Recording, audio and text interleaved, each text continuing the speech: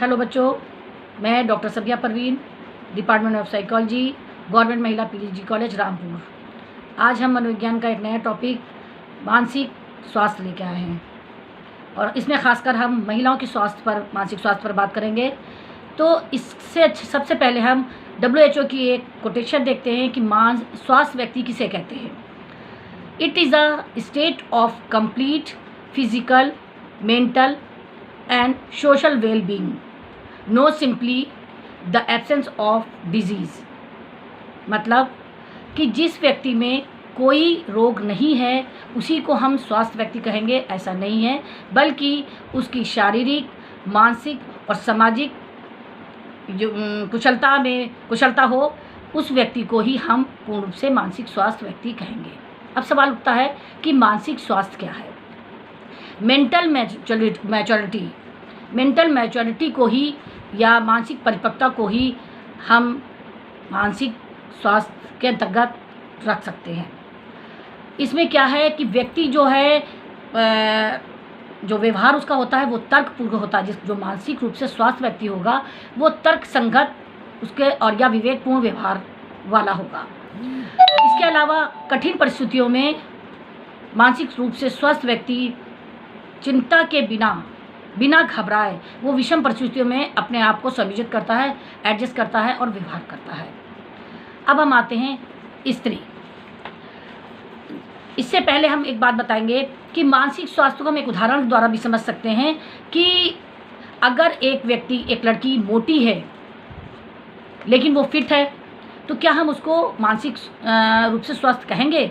या एक ऐसा व्यक्ति जो जिसके अंदर कैंसर जैसी जो है बीमारी पल रही है लेकिन उसको पता नहीं और वो फिट है, तो क्या और वो व्यवहार भी नॉर्मल कर रहा है, तो क्या ऐसे व्यक्ति को हम मानसिक अस्वस्थ कहेंगे? नहीं, बल्कि वो पूर्ण रूप से स्वस्थ नहीं है कहा जाएगा। अब हम आते हैं स्त्री पर, महिलाओं पर। सृष्टि की उत्पत्ति नारी से हुई है।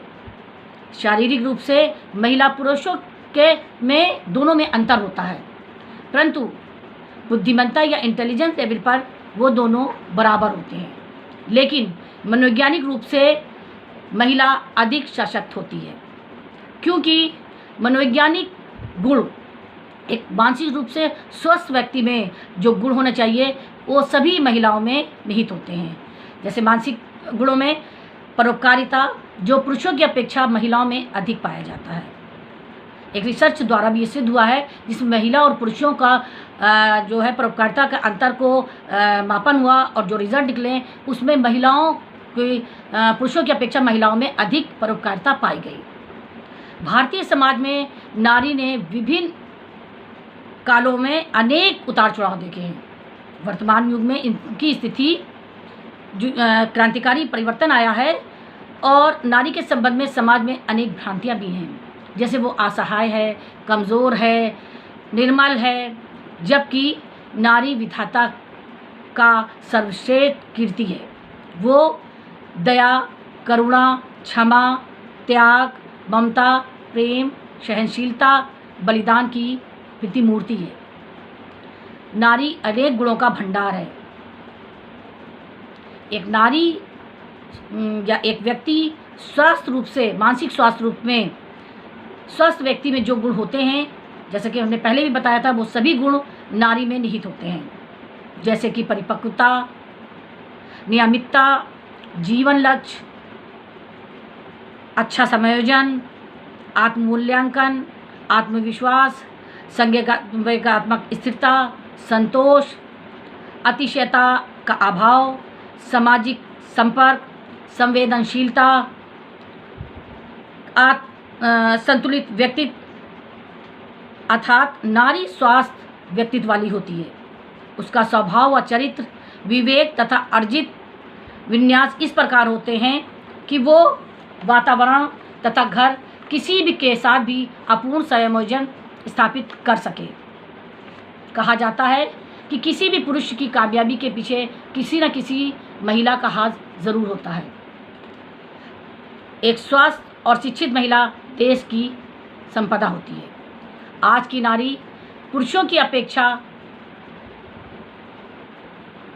ज़्यादा दोहरी भूमिका निभा रही है। वो पुरुषों के साथ कदम से कदम मिलकर चल रही है और हर क्षेत्र में सफल भी हो रही है। इससे उनकी मानसिक स्वास्थ्य का पता चलता है। एक व्यक्ति की मानसिक परिपक्वता ही उसका मानसिक स्वास्थ्य की परिकल्पना होती है। प्रायः देखा गया है कि नारी में उच्च मनोबल भी पाया जाता है। स्त्री की योग्यता और समर्थ इस बात से भी सिद्ध होती है कि प्रकृति ने सृष्टि का संचालन पुरुषों की अपेक्षा महिलाओं को दिया है। आप इस बात से तो सहमत होंगे ही, परंतु आज के परिवेश में जब महिलाओं को दोहरी भूमिका निभानी पड़ रही है, घर के साथ साथ उन्हें बाहर की भी कार्य करने पड़ते हैं, जिससे उनके मानसिक तनाव का स्तर बढ़ जाता है या बढ़ता हुआ दिख रहा है। जबकि समाज में महिलाओं की स्थिति को विकास की परिप्रेक्ष्य में देखा जाता है।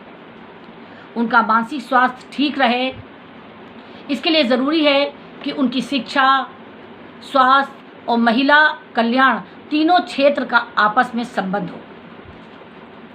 आज की नारी ने अपनी योग्यता का परिचय समय समय पर दिया है।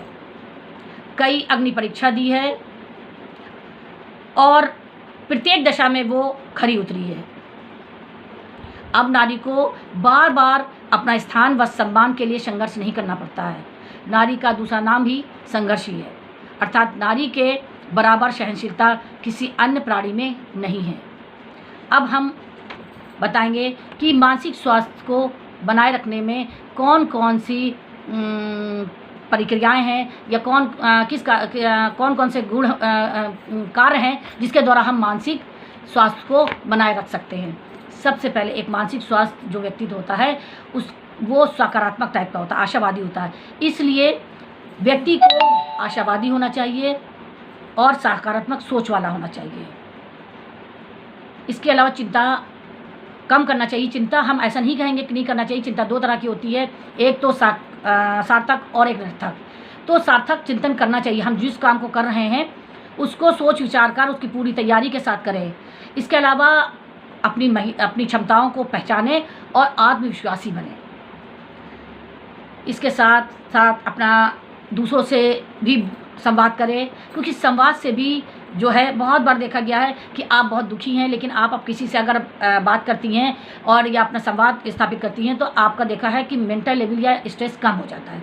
तो और इसके अलावा अच्छे लोगों से दोस्ती भी करना चाहिए, कि दोस्त भी मानसिक स्वास्थ्य में बहुत अच्छा एक प्रेरक के रूप में काम करते हैं।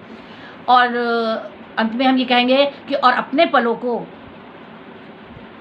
अच्छी तरीके से उपयोग करिए, कि अगर फुर्सत का क्षण है तो उस क्षणों को आप अपने शौक़ से पूरा करिए, उसमें अपने शौक़ पूरा करिए। इस तरह से करेंगे तो आपका मेंटल लेवल बढ़ेगा, एक मानसिक स्वास्थ्य व्यक्ति कहलाएगा।